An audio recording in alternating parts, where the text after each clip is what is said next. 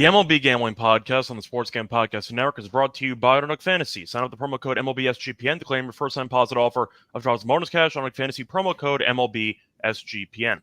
We're also brought to you by Rhythm. Rhythm's college football and NFL picks and projections are now live. Claim your 7-day free trial today by going to sportsgamblingbox.com, rhythmsportsgamblingbox.com/RITHMM. And welcome, everybody, to the MLB Gambling Podcast here on the Sports Game Podcast Network. It is currently Friday, roughly 5:30 p.m. Eastern Time on August 9th. I'm your host of this episode, Scott Reichel, once again joined by Lonte Smith, and together we're going to break down the Saturday MLB card. Originally, we were supposed to have 15 games on the card. Now we have 16 because the Yankee game did get postponed on Friday. So we got a doubleheader for Saturday. Lonte, how's it going with you? Yeah, not bad, man. It's been a rough week as far as betting, especially on the bases. So, yeah, I'm looking to bounce back this weekend and hopefully give out some winners. Yep, definitely should be a fun episode. A lot of games to cover. I know over the last couple days, Yankees have not played that well. It's been raining pretty heavily on the East Coast. I know that there was a doubleheader against the Angels a couple days ago. Now there's a doubleheader again on Saturday. So the East Coast weather has not been great. So we'll see how many games maybe get delayed or at least canceled tonight. We'll see what happens, but weather has been a bit of an issue on the East Coast. Lonte, do you want to ask you, though, over the last couple days, anything catch your eye? Any takeaways? Anything you want to talk about?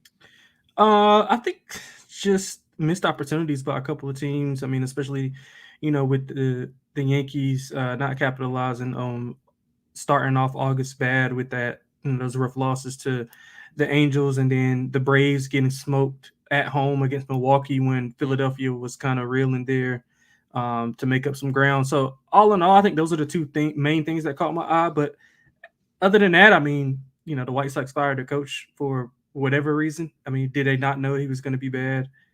I don't get why they fired him now of all time. But yeah, other than that, man, not much. Just I think it's just business as usual for everybody else.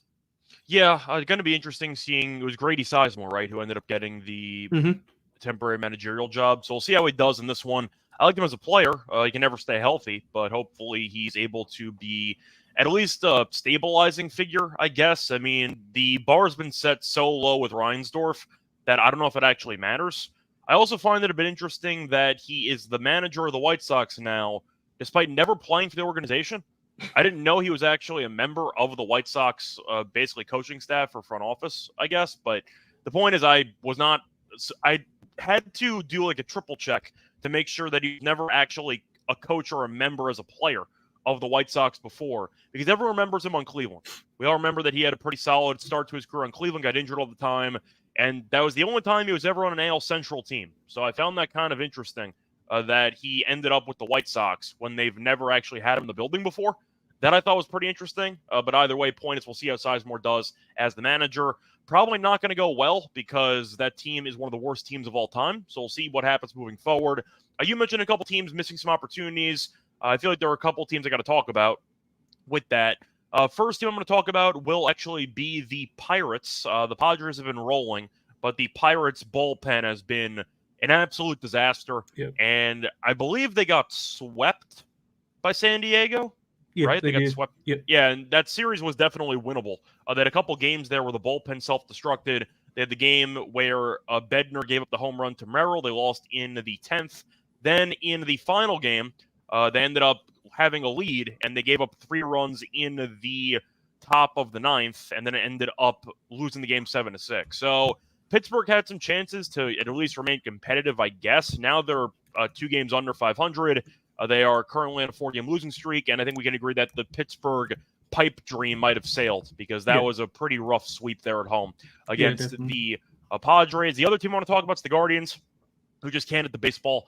We saw them lose a series to the Diamondbacks at home. Then they lost the opener of the doubleheader on Friday to the Twins. They can't score, just simply put. So we'll see what happens moving forward. But Cleveland right now, it's a big series against Minnesota because don't look now, Minnesota is only 2.5 back of Cleveland. So we'll see what happens if they end up winning the second game of the doubleheader. They're only down 1.5. And Cleveland's actually lost 6 straight. So they have been awful recently because they can't hit and the rotation's been a mess. So kind of the 2 teams I wanted to briefly mention. It was the Pirates, who I know weren't exactly a realistic option to make the playoffs. The point is they have been falling apart. Cleveland, I think, overachieved for most of the year, but damn, they have fallen apart very quickly. So I wanted to mention those 2. Cleveland's the more alarming one for me because they were in possession of the best record in the league for a little while. And I think we all knew that wasn't sustainable, but the lineup's been that bad, and as a result, they've lost 6 straight. And now you have the Twins who are 2.5 back, and the Royals who are 3.5 back. Could get interesting for us who recommended the Twins about a month ago at I don't even know, 10-1, give or take. So should be pretty fun down the stretch of that division race. Besides that, the Yankees and the Orioles have kind of been up and down recently. Both teams did lose yesterday, but nothing that earth-shattering. Yeah, nothing else that I really want to talk about. I think we kind of covered everything. The Cardinals have not been good either, but I feel like we know that they're not very good. Braves are in the same boat. We know that they're not exactly the best team in the world, but they have not played well recently. We'll see how they do against Colorado over the weekend to maybe get them back on track. Basically all I got. Anything else you want to talk about? No, that's it. I think we pretty much hit on all of it. Cool. So before we get into any of the actual game previews for Saturday, I want to remind you once again that we do have some other shows with the network. And the featured show for the week's action, the Sportscam Podcast Show, which did launch their 32 NFL team previews. And it's a bonus. Each team preview episode does contain a code word. If you submit the 32 code word phrase, then you could be the lucky winner who gets a $500 NFL Circa Future Bet. Subscribe to get your podcast, and a reminder to download the SGPN app. Okay, time to get into the actual card for Saturday. Starting off with the first game, you have game 1 of the doubleheader between the Rangers and the Yankees. Assume they don't change the actual order of pitchers for these games. You have Rodon against Bradford. For this one, the Yankees are minus 205. The Rangers are plus 270. Bradford's been fine this season, 3-0, 3.96 ERA. Doesn't really go much length, but he's been fine. And Rodon's had a pretty weird year. Was great to start, then it was awful for a month plus, and then recently has gotten back on track. Now, the Yankees have been kind of solid recently, but they did lose a series to the Angels, and Rodon, we know, does give up a lot of home runs, but the Rangers have been awful since the trade deadline, and they've basically been unable to hit. So we'll see what happens in this matchup. Yankees, though, minus 205. Do you want to lay the run line? Do you want to take the Rangers run line? Do you want to take the Rangers money line? What do you like for this game? Yeah, I'm probably just going to go with the over. I can't lay 205 with the I can't lay anything with the Yankees right now after what I saw from them in that Angel series. They just got outmatched. But Texas, like you mentioned, hasn't been any better. I mean, 3-7 in their last 10. They were 2-4 in a homestand. Both of these teams have been over in 8 of their last 10. So I'm leaning towards the over. I mean, you mentioned the home run struggles here. It's kind of hard to handicap doubleheaders because the pitching matchups might change. I mean, I know I saw Cole earlier, and now it's Rodon. So it's kind of hard to, distinguish what's going to happen. But I'm going to lean over for this specific game. I mean, Texas bullpen's ERA in the last 10 is over 6. The starting pitching for the Yankees ERA is almost 7 in their last 10. So I think we can see some runs here potentially. The Yankees didn't hit the ball well at home over the past few days. So hopefully we actually get a series with all the bad weather that's been going on the East Coast. But yeah, I'll lean over. Yeah, I think I am going to lean to the Yankees minus 1.5. I'm not going to overreact too much to what happened with the Angels series because the doubleheader really did mess with the pitching plans the Yankees had because they had to call up Warren, who became the 27th man, who was awful, and he got destroyed in that other game. Then you had Cortez, who for some reason is still in the rotation in August because he's awful too. So the Yankees threw out 2 batting practice pitchers and got destroyed. The one time they actually had a decent starter, he'll pitch well, and they won by multiple runs. So I'm not going to overreact too much to what happened against the Angels. Yes, the offense wasn't great. They had chances. It was mostly using Cortez and Warren, who gave the team no chance to actually win in those 2 games. So I'm not going to overreact too much to it. The Rangers, though, traded away Lorenzen. Then they traded for Chafin for the bullpen, and they can't hit. So I don't really know what they were doing at the deadline, but this team has been awful for the last couple of weeks, arguably the last couple of months. So I'll go with the Yankees minus 1.5 here. Rodon's been good, and the Yankees tend to win his starts with multiple runs. So I do like his current form. I'll back the Yankees, but the Rangers have really just been a mess. So I'm going to stay away from them. Give me the Yankees minus 1.5, and if you want to actually find the price on that, you probably could find plus money because it's going to be a home team minus 1.5. ESPN bet, for example, has minus 110. You could probably shop around and find a better line. I am going to lean to Rodon, though, minus 1.5. Bradford's been fine, but he's gone 25 innings, so the length has really not been there. And you mentioned how bad the bullpen's been. So give me the Yankees minus 1.5 in that one. Moving on to the next game, you have the A's taking on the Blue Jays. For this one, the Blue Jays are obviously favored.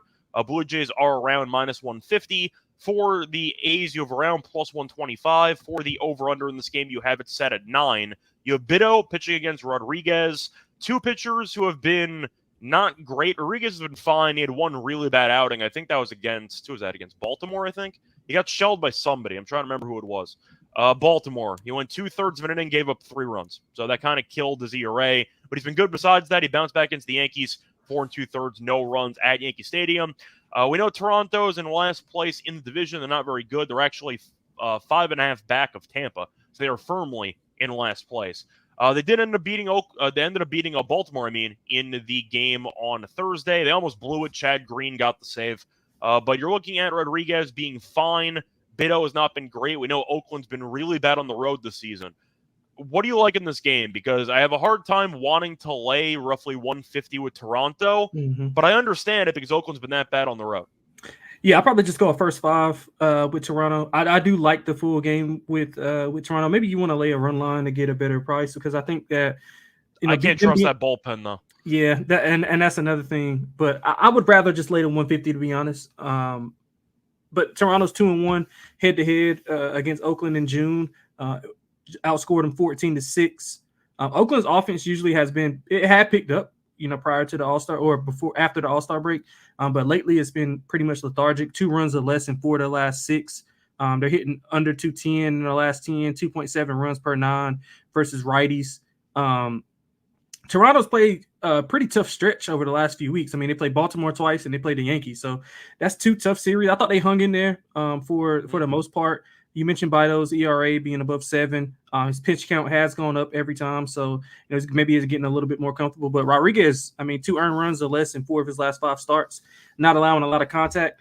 I think the only way I can look is Toronto until I see some improvements or Oakland gets back to that form that they were offensively coming out of the All-Star break. Yeah, I'm going to lean to Vlad props and just call it a day. He's been a monster for the last 2 weeks. I think that's good enough for me. Had a home run yesterday, but I think that he's in line for a good performance against Bido here on Saturday. Moving on to the next game, you have no lines on this one. You have the Tigers taking on the Giants. For this one, you have undecided against Webb. We know Webb has been very good his last 2 outings, as he had a complete game shutout against the A's, and then he gave up 1 run against the Nationals last time out. Tigers have not been great recently, but they're 6 games under. They've been fine. The Giants have actually been in good form for the last 2 weeks or so. So Webb's going to be a decent favorite at home. If I had to guess, probably around minus, I'm trying to think of what he'd even be, 190 maybe, give or take. I guess based on Webb at home. Pitching. Yeah, I guess I'm assuming. But the point is, do you want to fade Webb at home, or do you think that no matter what the line is, the Giants have value because they've been good? Well, I think the team total will be good. They are 7-3 in the last 10, 33 runs in the last 5. All of those have been on the road. Detroit's opponents all have scored 5+ runs in 6 of the last 10 games. And I know we're only getting 8 at bats, but I would lay the run line if it's anything plus money. And I like the San Francisco team total to go over, regardless of who's pitching. Detroit has been awful, 3-7 last 10, 1-6 at home in that span. So. Them going on the road against Webb, I don't think it'll end well. So maybe a San Francisco team total over. Yeah, I think if I was going to go with the team total over for San Francisco, I would just take the Giants run line because I'm picking Webb to pitch well. So it kind of balanced out to a nice multi-run win. Give me the Giants minus 1.5 in that one. I agree. Moving on to the next game, you have the Astros taking on the Red Sox. Trying to see if we have a line for this one. I don't believe we do. We do not. So the Red Sox have not announced a pitcher yet, but the Astros will be using Palms are Sweaty Arrighetti, who has not been very good this season. I'm putting that gently. He's been awful. The Red Sox, though, have been in good form. They are 9 over. You are looking at the Astros kind of being up and down, but they are tied for first place in the AL West again. Arrighetti, I'm going to give you a question. Do you know how many starts in a row the Astros have lost? 6. That is correct. They've lost 6 straight starts that he's made. So he was actually decent his last start, though. Gave up 1 run against the Rays with 12 strikeouts, and they lost 1-0.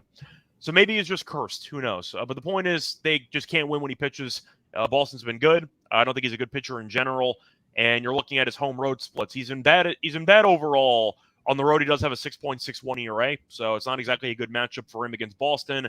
I think Boston might tee off against them, but they're in better form right now. I don't trust Arrighetti, and I think no matter who the Red Sox use for this game, I'm still going to probably at least think that they're similar to Arrighetti, worst case scenario. Give me Boston in this one. I just can't back Arrighetti in the spot. Completely agree. Like the over. Boston's 9-1 in the over in the last 10. They scored 6+ in 6 of the last 10. They're hitting nearly 300 on 11 hits in that 10-game span. So, pretty much tearing the cover off the ball. Their starting pitching has been horrible, so that's something to watch out. Houston's been up and down, like you mentioned, but we know how that offense can get going. So I like the over, especially first 5 over. They can get to Arroghetti early and often. I think Boston will tee off. So I like the first 5 over and the full game over.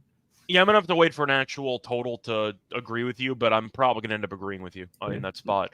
Moving on to the next game, you have a matchup between the Padres, who have been surging, and the Marlins. And looking at the matchup here, you have Waldron going up against Munoz. For this one, San Diego's minus 175. Miami is around plus 145.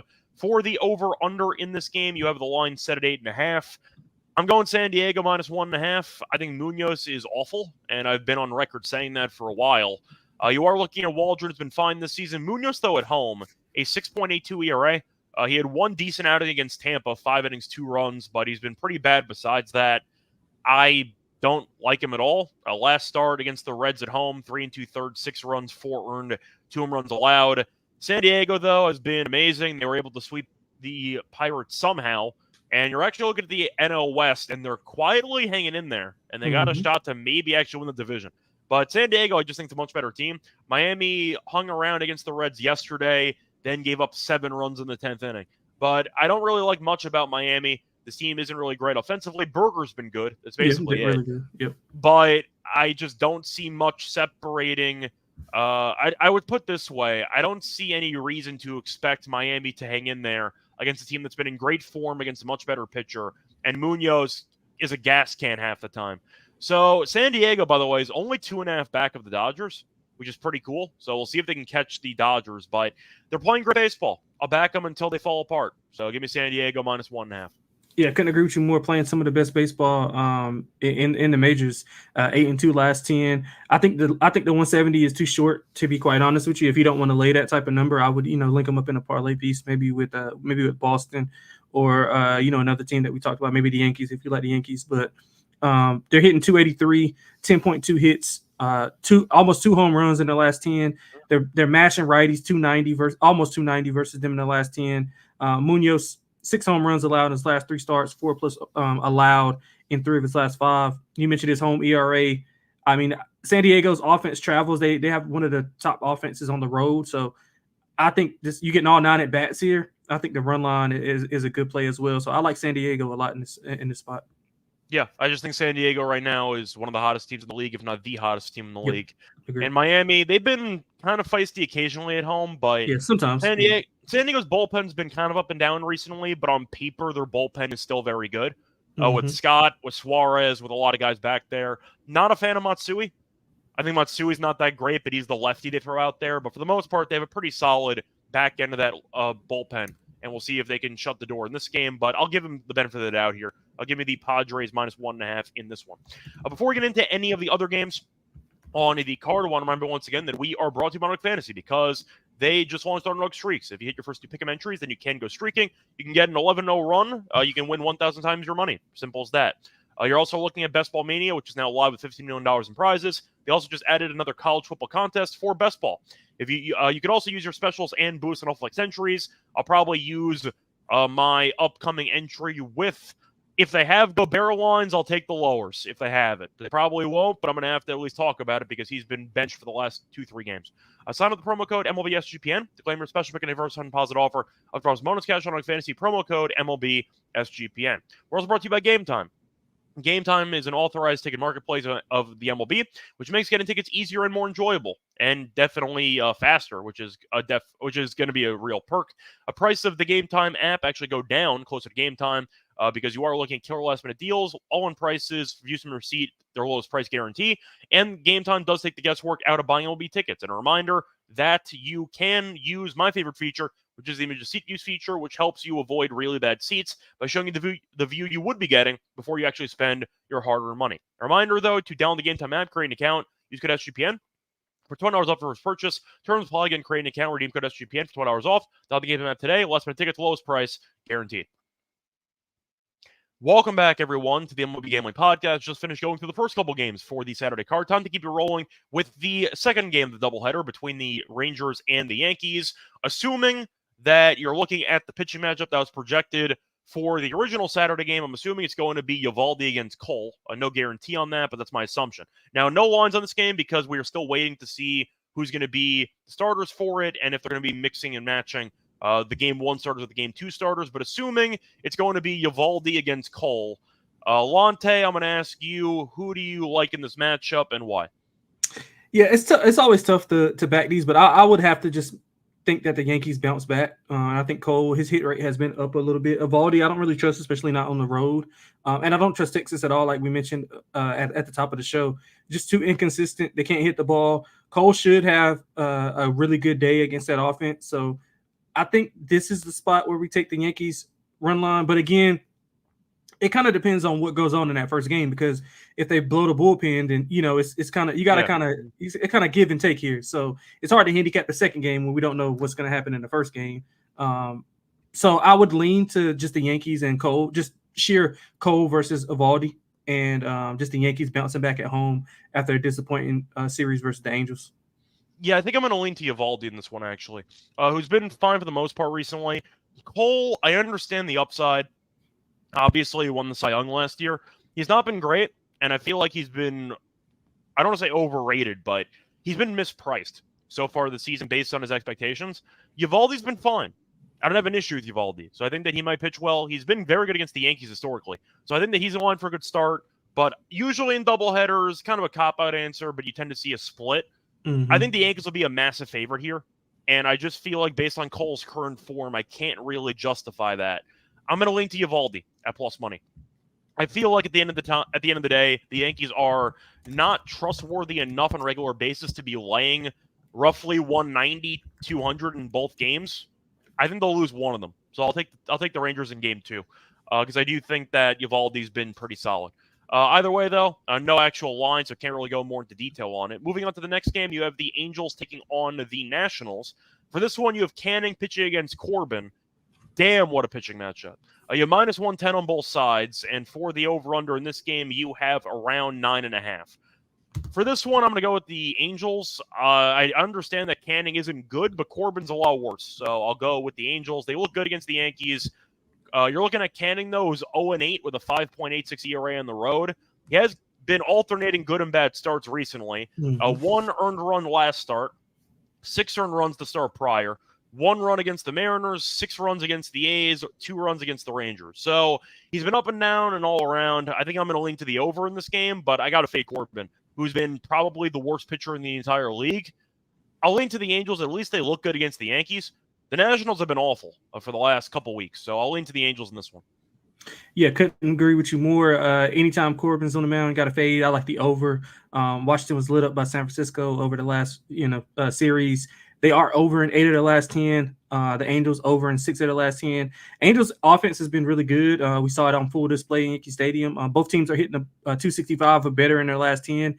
If you look at in those 6 wins, the Angels they have scored 43 runs. They hit lefties pretty well. You mentioned the kind of up and down with that Canning. He has allowed a home run in 4 of his 5 starts. Got 13 walks in that same span.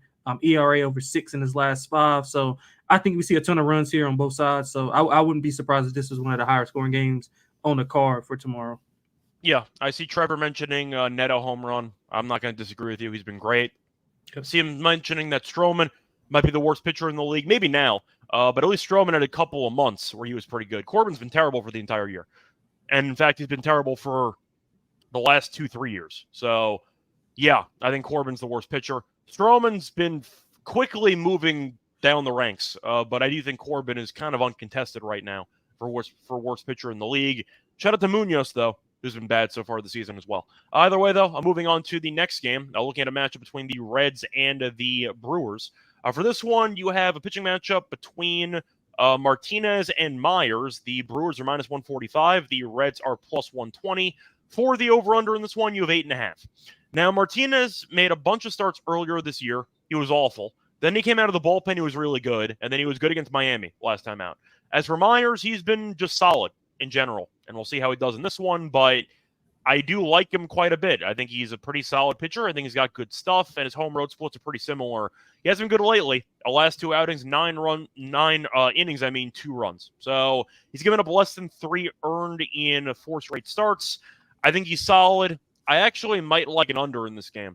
I think Martinez getting in there, and I think that Myers is pretty solid. I think 8.5 might be a bit too high. I'll lean under. It might sound dangerous, but I think 8.5 is too high. I'll lean to the under in this game. Yeah, I lean over. Both teams over 6 of the last 10. Martinez 5 earned runs allowed in 3 of his last 5, so basically 15 earned runs in that stretch. He's got a high hit rate. The way Milwaukee was hitting the ball in Atlanta, I mean, I don't know if you can get any better than that. Maybe they regress a little bit, but their offense has been on fire. I mean, they're hitting 303, averaging 6.8 runs per 9 on 11 hits in their last 10. Both of these teams hit righties really well. They're like over 280 versus righties in their last 10. 4 to 6 head-to-head matchups this year went over. You mentioned Myers' numbers. I mean, 2 earned runs or less in 4 straight, 2.54 ERA over the last 5. So I think he can kind of lock down that Cincinnati offense. Maybe they got a little bit over-adjusted for what they did to Miami. So I'm leaning to the over. I think Milwaukee also is a good play as well. Yeah. Moving on to the next game, you have the Guardians taking on the Twins. For this one, you have a matchup between Williams and Woods Richardson. The Twins are minus 120. The Guardians are even money, and the over-under is at 8.5. Now, Williams is 1-4. I will admit he's had a couple of outings that have surprised me because he's actually been okay recently. If you're looking at his last couple outings, he got shelled by the Orioles at home. Before that, though, he was fine. So I think that he's kind of up and down. He's been great on the road, though. 15 and a third innings, a .59 ERA. So Galvin Williams has randomly been good on the road. You are looking at Woods Richardson, though, who's been just consistent. 3-2, 3.87 ERA. Tends to go like 6 innings, 2-3 runs. That's kind of his official MO. We'll see how he does. He was not very good the last 2 times out, though. 4 innings, 3 runs against the White Sox, 3 1/3, 6 runs against the Mets. Was fine before that, though. The question that I have for you is Minnesota's favored. The Guardians have lost 6 straight. Despite the recent struggles of Woods Richardson, does any part of you want to back Cleveland? Because I really don't. When they've lost 6 straight and you can't hit, I'm not going to trust you. Yeah, I completely agree with you. I mean, I think it's just a simple handicap. Don't trust Gavin Williams. SWR has been really he's been better. He hasn't been as sharp as he usually is. Not earned runs in his last 2 starts. He had 4 in his previous 4. But if you look at his start versus Cleveland earlier in the year, I mean, he shut him down pretty much. Only 1 earned run. He lost that game because Minnesota couldn't muster up a lot of offense. But, I mean, Gavin Williams' numbers look good over the last few starts, but he faced Detroit twice, and I think he faced the White Sox, if I'm not mistaken. When he stepped up in class, I mean, hasn't been able to, be as dominant. I think Minnesota is the class here, although Cleveland's had the number this year, 5-0 against them. But Cleveland's, on that win, on that. Well, Minnesota beat them today, so it's not. Oh, they won today. Oh, yeah. Okay, yeah, you're right. So yeah, 5-1. But yeah, they 4 of those games on a losing streak, they've lost by double digits. So, I mean, I think Minnesota is a class here. It's a great series to kind of get ahead of them in that division. Did they play a 4-game set, 3-game set? There's a doubleheader, so I'm pretty sure it's a 4-game set, but I'm not sure if that was like an intentional 4. Yeah, so yeah, I mean 3-1, man. If they can go up 3-1 here and get a half game back of that division, they'll be right in place. I mean, Cleveland's not playing good baseball right now. I think they need to capitalize on that. So I like Minnesota. I like the Minnesota team total over as well. Yeah, so technically it's like a 3-game set, but it's really 4 because they have the doubleheader. So okay, cool. There you go. Point is, though, I am an only to Minnesota as well. Until Cleveland wins a game, I'll keep fading them. They can't score, and I think Minnesota's offense at home especially can get the job done in this spot. Moving on to the next game on the card, you have the Cardinals taking on the Royals. For this one, you have the Royals laying about 135. The Cardinals are about plus 115. For the over-under in this game, you have it being set at around 8.5 or 9. Palante against Waka. We know Waka had a very solid stretch about a month or so ago. Recently, he's been kind of falling back down to earth. He's been okay recently. Last 3 starts, he's gone about 17 2/3 and given up about 7 runs. So he's been fine. He's not been amazing, but he's been fine. And you're looking at Palante, who's been okay so far this season. 4-6, 4.43 ERA. Looking at his recent starts, though, Palante has been up and down as well. He's given up 3+ runs in 3 of his last 4, so he has been kind of regressing. The Cardinals have lost 4 straight starts that he's made. Kansas City's at home. We know they hit the ball a lot better at home than on the road. We do know that the Cardinals have not been good lately, and they have been kind of slumping a bit. Kansas City's been fine, and I think this line's a bit cheap. The Cardinals, though, have lost, going through the numbers here, they have lost 5 of their last 8. So not awful, but they were not very good against the Cubs. Then they ended up having the 1-game, I'd say, makeup game against the Mets. They got shut out. Then they won 2 out of 3 against the Rays. So I think I'm going to lean to the Royals here. They're just a solid home team, and I think that Waka's better than Palante. So I'll lean to Kansas City at what I think is a pretty cheap number. Yeah, I thought it was pretty cheap as well. And I thought it was pretty simple handicap. I prefer Waka over Palante, and I prefer Kansas City at home versus St. Louis. So I thought that was pretty easy. Kansas City is, smashing righties right now. They're hitting 288 in the last 10, 7 runs per 9. Kansas City did get 4 off Palante in his July start, so they got some familiarity there. 2-0 head-to-head in that July series. Both of those games did go over. So I'm leaning over. I think Kansas City can do most of the damage here, and St. Louis can tack on, 2, maybe 3 before the game is over. So I like the over. I like Kansas City as well. Yep. Moving on to the next game, you have the Orioles taking on the Rays. You have no lines for this one. You have Burns against undecided. We know that Baltimore's been up and down. Tampa's been fine, but the expectations are a lot lower for them, obviously. Burns, we know, has been great this season, as he's 12-4 with a 2.63 ERA. Anything you like for this game? Because I like Ray's stolen bases, but that's basically it. I don't have a prop, or I don't have any actual lines on anything. But Burns has been more vulnerable recently. Did struggle against Cleveland the last time out, but he's still, of course, been solid. Tampa, we know, is not a great offense, and we don't know who's pitching. But I like the stolen bases. Burns gives up more stolen bases than anybody else in the league. So I like that prop angle, but that's really basically it. Yeah, I'll probably be tempted by Tampa. Tampa's actually surprised me. I thought they were going to – obviously they were sellers at the deadline, but they've been playing a lot better. I thought they were pretty good in the last few series. So I'll be looking to take Tampa as a dog. I'm pretty sure there'll be a dog here. Their bullpen has been one of the best in the business over the last 10 games. 0.62 ERA, opponent's batting average under 160. And, Baltimore has owned them 6-1 head-to-head, all by 2+ runs. But I think Tampa is going to be pretty feisty here in this series, so I'll probably be leaning their way with the plus money. I think it's just current form. I just don't trust Baltimore enough to be laying, which should be, minus 200 on the road with Burns, if I had to guess. Yeah, probably so. It's a lot for a team that has not played great baseball for the last couple weeks. Moving on to the next game, you have the Chicago rivalry. You have the Cubs taking on the White Sox. For this one, you have friend of the podcast, Justin Steele, taking on Flexen, and the Cubs are about minus 240. The White Sox are plus 200. They fired their manager, so we'll see what happens, but Steele, we know, has been pretty solid this season despite not having the greatest record because they don't score runs for him. Over-under in this game, by the way, is at 8.5. For this one, though, Flexen's been awful, and I think you're looking at a spot where I got to go with Steele minus 1.5. The White Sox are awful. The Cubs have been playing better baseball. Still not good, but at least they have some guys that can score. Steele's still good. I don't have an issue with Steele. The issue is he hasn't got any run support the entire season. He's been fine. I'll go with Steele minus 1.5. Yeah, pretty simple for me as well. I think you'll be able to shut down this offense. They struggle against lefties. They struggle against everybody, but they particularly struggle against lefties. Steele has been fine, like you mentioned. The Cubs, they shut down. They didn't shut down, but they won both games head-to-head this year. They had to come back in those games, I think, actually. Yeah, 7-6 in both of those games. So I think the offense has been a lot better. They scored 5+ runs in 6 of the last 8 games. So maybe a team total over again, all 9 at bats. I don't hate that as well. But I think Chicago, the Cubs, minus 1.5 is going to be a good play. Maybe Steele strikeouts as well. Yeah, I can see Steele going 7 innings, 1 run in this game. I don't mind Steele outs, maybe. You mentioned strikeouts. Yeah. I like that, too. The White Sox are still awful. I don't think Sizemore's going to change that. So I'm not going to compare the Sizemore hire to, Jeff Saturday with the Colts, but it's similar energy. You know what I'm trying to say? They kind of just brought in a former player to figure it out, and it's all right, great. I'll fix the locker room, I guess, but the team's terrible, so who cares? Moving on to the next game. We'll get a matchup between the Braves and the Rockies. The Braves could really use a sweep in this series. You have Free taking on Quantrill. The Braves are minus 190. The Rockies are plus 160. For the over-under in this game, you have the line being set at 10. So you have Fried, who, of course, has been pretty good this season, 7-6, 3.4 ERA. Quantrill's been fine. He's still here. But then you remember the Rockies don't ever trade anybody because they're stupid. So they're just stuck with whoever they had before the trade deadline.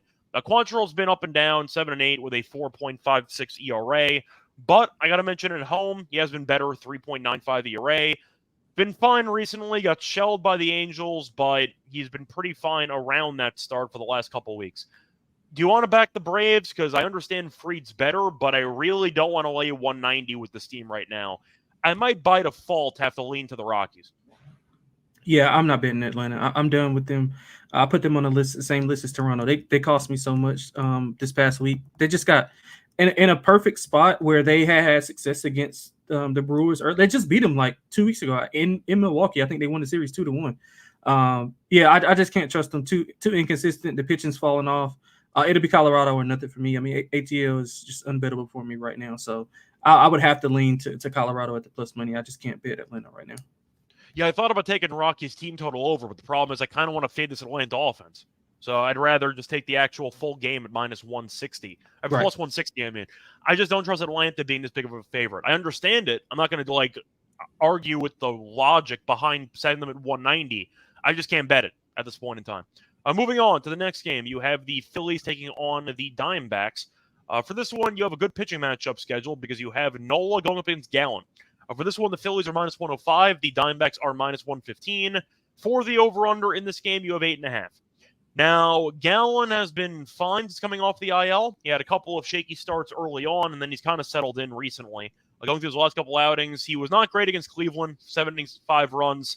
6 innings, 1 run, though, against the Nationals. 6 innings, 3 runs against the Pirates. 5 innings, no runs against the Cubs. So he's been fine for the most part, kind of up and down. But we know Philly kind of got the offense going against the Dodgers. Schwarber 3 home runs in a game. We saw them look pretty sharp there. I understand Arizona's in great form. They've been one of the hotter teams in the league. Them and San Diego have been kind of coasting for the last couple weeks. Philly, I think, might be disrespected here. They looked good against the Dodgers. I'm not going to dismiss how they looked in that series. And Philly was arguably the best team in the league before their recent slump. They got back on track, though. Gallen's been up and down for the most part. Nola, I still think, is a solid pitcher. I'm going to lean to Philly here. Maybe you can lean to the over if you do think both offenses keep it rolling, but Philly impressed me in that series against the Dodgers. They were struggling. They got swept by the Yankees, and it looked kind of grim. And they got back on track. So I think they're kind of mispriced here. If this was the matchup about a month ago, I'm assuming Philly would have been favored. But the fact that Philly's technically a dog at minus 105, I think is a pretty decent line. I'll lean to Philly here. I think the line's a bit cheap. Yeah, I like Arizona here. I think Philadelphia, I don't know how much they have left, man. They had a brutal schedule over the last few weeks. They played better lately, of course, winning 3 in a row versus, good opponent. Arizona and San Diego, you mentioned it, playing really well. They've won 8 of the last 10. Arizona's hitting the ball extremely well. They're hitting nearly 300 in the last 10, 7.8 runs per 9. Nola hasn't been as sharp lately, and on the road versus a hot Arizona offense, I think Arizona can touch them up a little bit. Gallen, yeah, me too. Gallen also hasn't been as sharp, but we know how he is on the road versus at home. He will be facing a tough offense, but I think he can be decent enough to get the win here against Philly. So I like Arizona. I like the over. I just don't know how much Philly has in the tank. I mean, this is their last road series until they go back home. So I don't know if they'll have enough in the tank in the game 1, maybe, or I guess this is technically game 2. But I guess I should be fading them tonight. But yeah, I think that Arizona has a good series and beats them up pretty good in the series.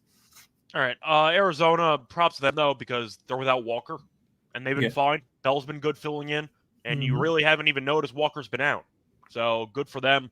Good for me, too. I gave him out to make the playoffs in the second half preview episode. Yeah, I like plus 160, plus 170, so that worked out pretty well, as they should be making the playoffs at this point in time.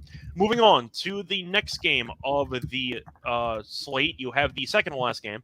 You have the Pirates taking on the Dodgers. You have Skeens pitching against Ryan. The Pirates are about minus 120. The Dodgers are even money. And for the over-under, you have it set at 7.5. We know Skeens has been phenomenal, but the Pirates never give him run support. So first glance under, maybe first 5 under in this game. I mean, the Dodgers haven't been good lately, but Pittsburgh's been terrible. And their bullpen's awful. Mm-hmm. So I can't really trust the Pirates to win a full game unless I know for certain that Skeens is pitching a full game. and he's probably not going to. So I will probably lean to the Dodgers because I can't trust this Pirates team, but I would lean to maybe Pittsburgh first 5, maybe a first 5 under. They give him no run support, and the bullpen sucks. So I'm going to have to get creative. I'll lean Dodgers at even money, but I'd rather take Skeens first 5. Maybe Dodgers first 5 team total under and just pick Skeens to deal, and then whatever happens, happens. But yeah, that's kind of how I'm going to go about it. Give me Pittsburgh in the first 5, maybe, or the first 5 under. But I can't trust them in the full game laying when their bullpen's been arguably the worst in the league for the last week and a half. Yeah, I think you just laid it out for me. I like the Dodgers here. Pittsburgh is 2-1 against them head-to-head this year. Both of the teams 4-6 over the last 10. You mentioned it. I mean, Pittsburgh could have been a lot better. Their record could have been a lot better if they didn't blow all of those games against San Francisco. They should have won the Padres series. They that's what I'm were saying. leading a decent amount of those. Yeah. I said San Francisco, but I meant San Diego. Yeah. The Dodgers probably had the most success versus Skeens than any other team he started against. So I don't know how much you want to read into that, but I think the Dodgers can get back on track here. Pittsburgh, their offense has been better than the Dodgers over the last 10 versus righties. But again, at home, plus money. I mean, I respect Skeens, but maybe a little bit too much respect here for a team who's got the most blown saves in the MLB. And like you said, unless he's going to go, the full 9, can't be trusted here. So I like the Dodgers a lot here. Yeah, I don't even know who you go to if you're Pittsburgh, because Bednar was your all-star closer. He's got an ERA over 5 this year. So you don't have anybody. You're using like Holderman, and you're throwing in some other guys, and none of them are very good. So yeah, you don't have many great options for Pittsburgh. So I'll lean Dodgers with you, but I do think the Dodgers offense has been struggling. So maybe a first 5 under in this game, back Skeens and nobody else. Moving on to the final game of the card. You have the Mets taking on the Mariners. For this one, you have Mania taking on Gilbert. For the money line, you have the Mariners at -130, the Mets at +110. And for the over-under in this game, you have 7 or 7.5, depending on where you do get your line. So Mania recently has been fine. He had a great game against the Twins where he struck out like 11 or 12 guys, gave up no runs in that one. And then he ended up having an outing against the Cardinals. Same thing. 7 innings, 10 strikeouts, no runs. So I don't know what happened, but he turned into Randy Johnson, I guess, the last 2 starts. For the Mariners, though, we know this team can hit, and we do know that they were pretty fortunate to beat the Tigers because of the misdive ball for that catch in right field, which was a mess. But the Mariners won that game. They probably didn't deserve to win it. Gilbert's been good, though. At home, 2.7 ERA. Recently, though, he's been good with the exception of the one start against the Red Sox, where he gave up 7 runs in 2 2/3. But at home, he's been great. So I guess what I'm asking is, are we blindly leaning to the under? Because I think the side's a bit tricky. But Mania's been great. Seattle can't hit, and Gilbert's been good. I like the under in this game. 7.5 is too high. Yeah, I like the under as well. Maybe a first 5 under also. But, I mean, got to be careful with this Mets offense. They've been really good on the road. This is their 4th straight road series. But like I said, they're really good. They're 6 over on the road. Offense has been, pretty much elite on the road all season. 265, 5.2 runs per 9, 9.6 hits. It's the same handicap with Seattle no matter what. I mean, they can't hit. They got good pitching, so it kind of just depends on what offense shows up or if you trust it or not. I mean, they hit 210 versus lefties. Mania in great form. I mean, he's coming in off 14 scoreless, 9+ Ks in 3 of his last 5, 4-1 in his last 5 starts, 2.93 ERA, averaging 6 innings pitched. So he's going a little longer than what we're accustomed to seeing him go. I like the Mets here. I mean, I know we're about to go into the lock and dog, but this will probably be one of my dog plays. I think the Mets come out and I don't want to say bury them, but I think a nice, comfortable, 5-2, 4-1 type of game here against the Seattle Mariners, who just can't do anything offensively. I'm wondering if I would be able to get a first 5 total of 4 in this game. Because you can find 7.5 or 7, so you'll find it on a book, but maybe not. I would love a 4 if I could get it, because I do like the first 5 under quite a bit, but I'm not sure I'm going to get that. So wanted to mention it. I like the under in this game. I don't know what happened to Mania, but he just started striking out everybody, and I'm not really sure when that became a thing. Right. Seattle's probably seen him a lot, though, because he used to pitch for Oakland. So I actually want to see what their numbers are against him, because I am wondering if they've seen him a lot. They actually have. So 87 career plate appearances. Seattle's been fine. A 277 on base percentage. So not great, not awful. So just something to keep in mind. Point is, though, for this one, I'm going to lean to the under and I am going to lean to the Mets at plus money, but I would rather take the under personally. That's going to wrap it up, though, for the actual Saturday card. Time for the lock and dog picks. But for any of those actual picks, I want to remind you once again that we are brought to you by Rhythm, because Rhythm has you covered football season. Football season's here, and they have their college football and NFL models, which are now live on Rhythm. Create your own winning betting model, where Rhythm do the heavy lifting for you. You decide what stats matter to you, and Rhythm can help you build a custom model around it, or just let Rhythm do the heavy lifting with its predicted model. Rhythm also has AI projections from MIT data scientists, and they already have you covered for NFL Week 1 and college football Week 0. Claim 7 for your today by going to sportscampus.com to them, sportscampus.com/RETHMM. We're also brought to you by Circus Survivor and Circa Millions. Circus Sports is back with Circus Survivor and Circa Millions, giving away $16 million of guaranteed prizes. And you could also travel to Las Vegas for football season for Ultimate Con this weekend. It's a great time to go. You hang out with Ryan and Sean and enjoy some of the open environments of the world's best sports from August 22nd to the 24th. Use promo code SGP15 to save you 15% off your hotel room for sign-up weekend. And a reminder, sign up in person at Circus Sports between now and December 7th and use a proxy to wait for anywhere. We also have a deal with the proxy. Go to proxy.footballcontest.com to save you $50 with the promo code SGP.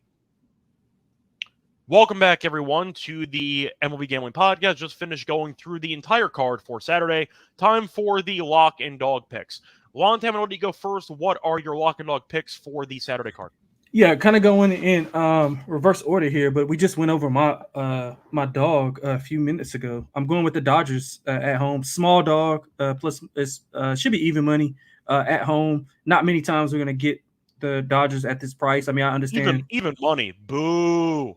I mean, it's nothing else. It's nothing else that I really like other than that's the one that I got to get off the mat, man. It's been a rough week. So yeah, I'm going with the Dodgers at home. I just think that Pittsburgh is being a little bit overvalued, especially with Skeens on the mound. So I like the value there with the Dodgers for the dog. On the lock, I'm going with the over. In Washington and the Angels. It's over 9.5. I think. Yeah. So I think, Corbin and Canning on the mound. I mean, we went over the numbers, just not good at all. Especially Corbin. I don't even have to run through those numbers, but I think both offenses will be able to have success. They're both over in 8 of 10. Washington's over in 8 of 10. The Angels are over in 6 of 10. Both teams hitting the cover off the ball the last 10. I think we see a ton of runs. Like I said, I think this has the making of being one of the higher scoring series all weekend. So I like that over 9.5. You can get that at reduced too, like minus 106. So I like that for the lock.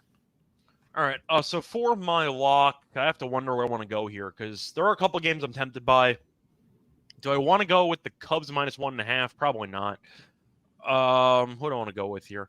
I do agree about the Dodgers, but I'm not going to lock it up or anything. Yeah, I think I am going to go to the last game, actually. We talked about between the Mets and the Mariners. Give me the under at 7.5. I see that at about minus 115 on FanDuel. Manaea has been great, and you're looking at Gilbert being very good at home this season as well. The Mets offensively have been good on the road. Recently, not as good. They were good against the Rockies, but that's in Coors, and the Rockies can't pitch. But I think you're looking at a lower scoring game. You mentioned the Mets maybe winning like 4-1, 5-2. That's good enough for me. But I see 7.5 at minus 122 actually on FanDuel. For the under, Manaea has been great. No runs in the last 2 starts, and you're looking at Gilbert being very solid at home. He's been great for about a month straight, with the exception of the one start against the Red Sox, where he did struggle, but that was on the road. Give me the under in that one. I see a pretty low-scoring game, and I think it's going to play out accordingly. Give me the under 7.5 in that one as my lock. For my dog, what do I want to go with here? Because there were a couple of games I was tempted by. San Diego, I don't think it's going to get me there. I think San Diego is actually going to be like minus 110 on the run line. So I don't think I can actually give that out. All right, let me just quickly see what I could find in this one. Let me just see San Diego quickly. Yeah, it's minus 105. That doesn't get there. Okay. So for my dog, I think I am going to... I mean, the Dodgers is such a cop-out answer. I can't do that. I owe the viewers better than an even money dog from both of us. For this one, I think I actually am going to go with... let's go with a bit of a hotter take here. I will go with a run line, but I think I am going to go with the Twins. Minus 1.5 at plus 175. I think it's a very good price at plus 175. You mentioned that Cleveland has been good against the Twins this season. I understand that. They have lost 6 straight. Williams has been good on the road, but we know in general he doesn't go much length anyway, so I do question if Cleveland's going to actually do much in this game. It's mostly the actual line itself. For a team that can hit right now, plus 175 is a phenomenal price. I think it's a bargain. Woods Richardson has not been amazing recently, but I think he's fine overall. This could blow up in my face, but I think you'd agree the actual run line at 175, 176 against a team that's lost 6 straight, I think it's a very good price. Give me the Twins minus 1.5 at plus 176 as my dog. Now it's time, though, for the home run plays. Lonte, I'm going to let you go first. What is your home run pick for this episode? I'm going to stick with my my over.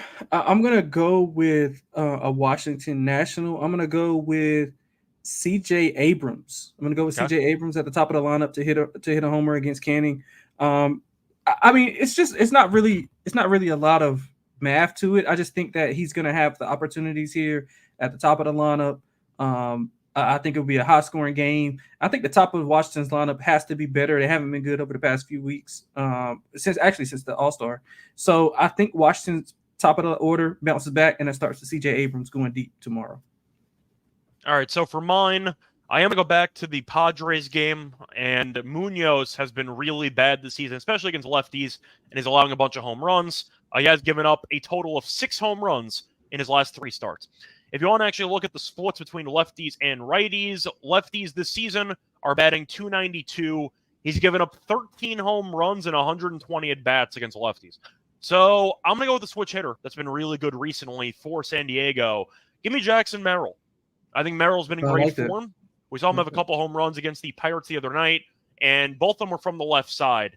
But he should be batting lefty in this game because, of course, Munoz is a righty. He's been great recently. He has some power to him, and I do think that he'll get a decent price on it. But Merrill's been in great form, and I like how he's been swinging the bat. And Munoz, with his numbers being that bad against the lefties, especially with the amount of home runs he's allowed, I think Merrill has a lot of value for this spot. So I am going to go with Jackson Merrill. Want to quickly pull up his actual stats for the last couple of games, just for reference.